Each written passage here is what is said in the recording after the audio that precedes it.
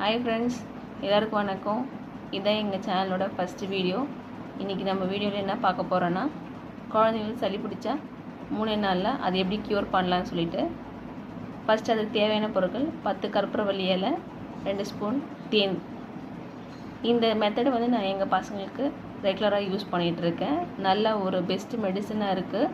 நம்ம வீட்டில் இருக்கிற பொருளை வச்சு ஈஸியாக குழந்தைங்களுக்கு வந்து சளியை குணப்படுத்தலாம். மெடிக்கல் ஷாப்போ இல்லை டாக்டரை தேடி போக வேண்டிய அவசியமே இல்லை. இப்போது அது எப்படி செய்யலான்னு சொல்லிட்டு பார்க்கலாம். 10 கற்பூரவள்ளி இலையை எடுத்துக்கோங்க. அதை வாஷ் பண்ணிவிட்டு அதை தவா நல்லா சூடு பண்ணிவிட்டு தவா மேலே நீங்கள் வதக்குனிங்கன்னா அதோட நிறம் வந்து மாறும்.